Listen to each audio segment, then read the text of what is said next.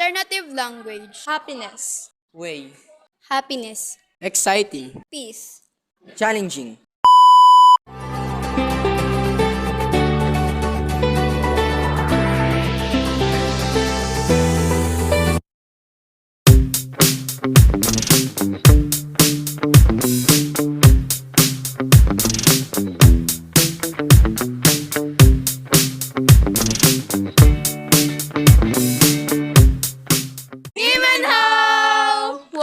YਆਪਾNGYUÄN and I am with my group mates.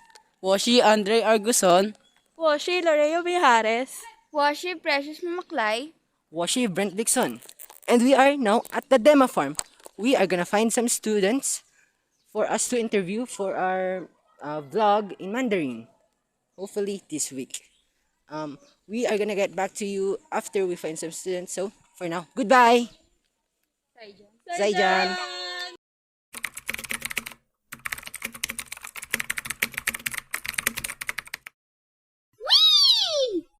Nimenhao! I am now back at the Blue Building STVA building, and I have a guest here who is. Hi, my name is Samuel Gabriel M. Alcantara and I am a STEP student. Can I ask you some questions? Sure. What do you think about learning special foreign languages like Mandarin and etc.? My personal opinion on learning SPFL subject is it would be helpful for you to understand languages that you really like, especially when you're going overseas or if you're planning to take a job outside the country and the language that you've learned in your hometown is related on the country that you are going to take a job at, and it would be easy for you to identify or to communicate with other people. That's all. That's all. Thank you so much, Samuel Alcantara. And as you have heard, we are done. Nimenhao, Shan, and we're up for a new interview here, and we have our guest. What's your name, miss? My name is Seriasha Merlis Emma Sakupan. So, are you ready for the interview? Yes. So, here's your question. How do you perceive an SPFL Mandarin student? I perceive Mandarin student as a hardworking students because of their struggle in learning the Chinese Mandarin language. Wow, a very nice and fantastic answer. 谢谢你. Good afternoon. I am Loreo Mijares and I am with grade 10 STEP student. Hello, my name is Ralph Enrique Isarano. How are you feeling today? I'm fine, thank you. Here is the question for you. If you ever had a chance to be an SPFL student, will you go for it? No, Why? because I won't be needing the Mandarin language in the future. Thank you for answering the question. You're welcome. Good afternoon, fellow student. May I know your name? Yes, my name is John Mark Zeus Vidal from 8 STEP. My name is Cecity Orisa from 8 STEP. Do you mind if I ask you some questions? Yes.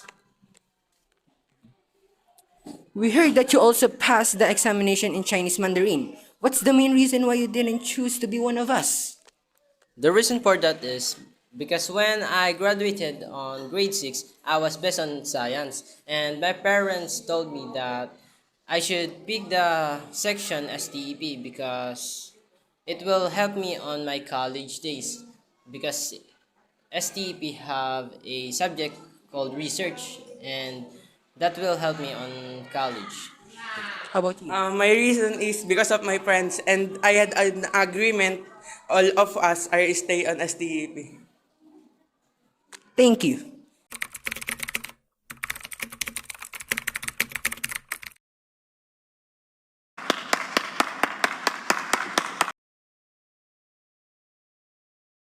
Several days later. 你叫什么名字？我叫 Derek. So, are you ready for the interview? Yes, yes. So, here's your first question. For the past academic quarters, what activity in Chinese Mandarin did you enjoy the most, and why? We've done really many things and many activities during our past academic quarters, but the one that I found really interesting and I really enjoyed is the Chinese dumplings making because I really find it fun and it's such a very fun experience to experience and it is really one of my hobbies. So that's all. Thank you. 谢谢你. We have Miss.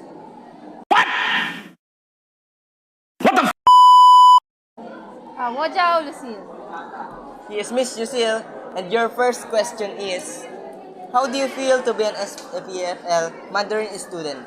I actually feel very great about it. That to be given this opportunity to actually study here when I was in 7th grade, and I was very blessed to be like at the top of the list when we had our English test, before. And I was very happy that I got in. But now that I'm graduating, it feels really great that my hard work paid off. 非常好, that's very nice answer. So for your next question, you are now graduating. What's your plan for the next school year? I'm planning to take on the Hume strand and use my language that I learned, Chinese Mandarin, to further my studies and to actually communicate better with people. And for like my future job, I can actually use it more. Thank you very much for that answer. Yes. Bye-bye. 再见. 再见! Ni hao. Ni hao. I am Isha Dela Torres, and what's your name? YºNGYUÄN. YºNGYUÄN. So, I am here to conduct an interview. And the first question is, how do you guys feel after passing the Chinese Mandarin examination last year? I'm happy because I did not expect that I passed the exam. I feel super duper happy to the point that I cried. Ni hao, I'm Ergene Armorfe. And the second question is, are you excited to learn more about Chinese Mandarin? Yes, of course. My name is Christoph Andre Arguson, and this is the last question. Why did you choose SPFL Chinese Mandarin even though you know there's another option? I chose Chinese Mandarin because I want to be a flight attendant when I grow up, and I want to learn more languages. Thank you for being here with us today. 谢谢你. Bukachi.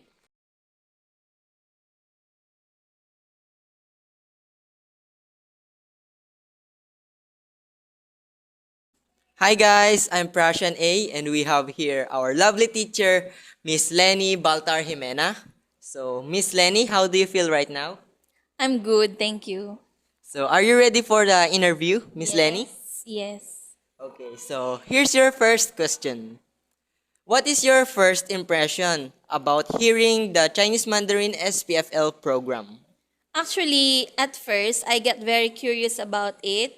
And then I heard that some of my co-teachers are teaching the Chinese Mandarin to our students here in Siniloan.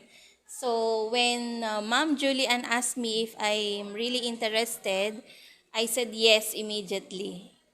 What is your inspiration on teaching Chinese Mandarin to your students? My inspiration in teaching the Chinese Mandarin is that I really wanted to help my students here in Siniloan Integrated National High School to learn the language. Because we all know that Chinese Mandarin is second to English as the most spoken language in the whole world. If you ever have a chance to switch grades on teaching Chinese Mandarin, what grade would it be and why? Actually, I have two choices. I want to experience teaching the grade 7 students because they are fresh to the language. So maybe I'm thinking that they are more curious about the language. And then I also wanted to experience teaching the grade 10 students to test if they really learned a lot about the language, the Chinese Mandarin. Thank you. As a Chinese Mandarin teacher, what is your advice to the current and future students who will study Chinese Mandarin? So to those current studying the Chinese Mandarin, just enjoy the moment because you had a wonderful experience learning other language. And for the future students of SPFL Chinese Mandarin, I encourage you to join us because this is a very wonderful experience. And it would help you a lot to be a more globally competitive student. Thank you. YਆਪਾNGYUÄN once again. Once again, she is Lenny Laoshi, the Chinese Mandarin teacher of grade 8. Have a wonderful day. Thank you. God bless.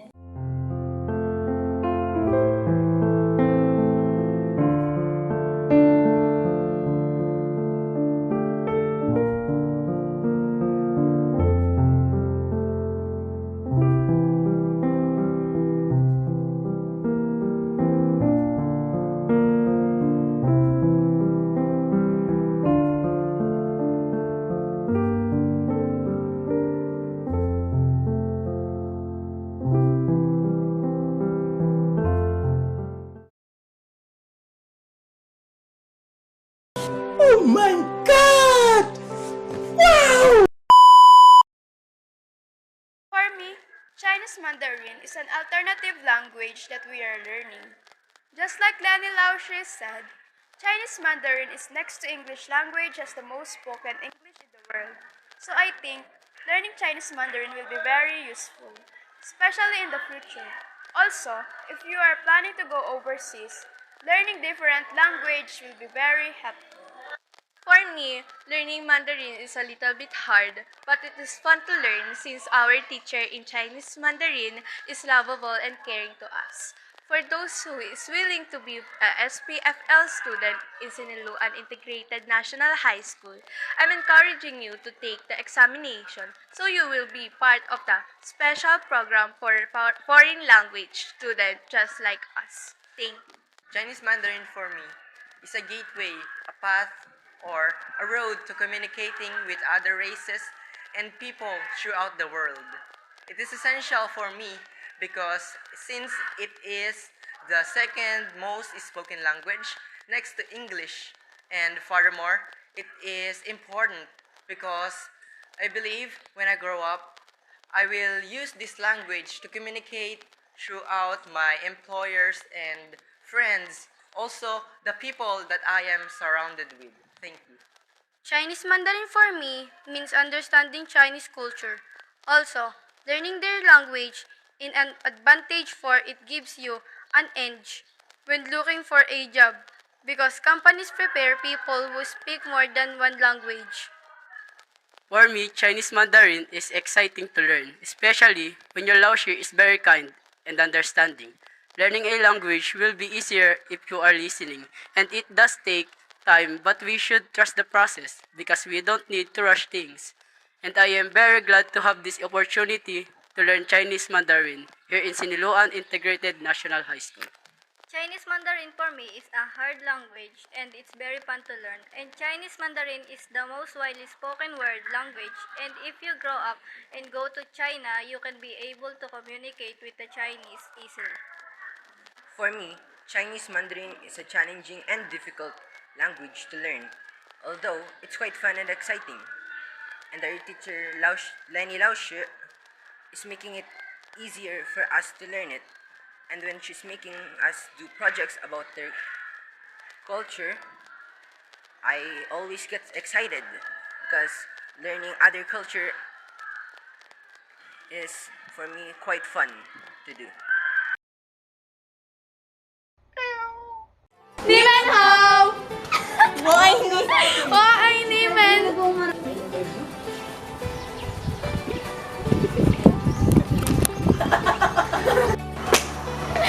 Whoa. Ulit. 你们好。 Hello everyone, it's me, Brent Dixon. And I am... Lalabas ko chocolate ko! Naka-record ba? On your own, good na wala ako. No, ganun.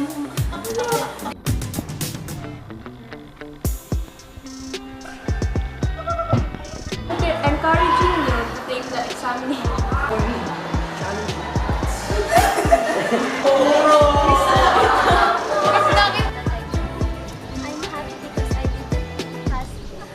I did not expect. We're going home. Late.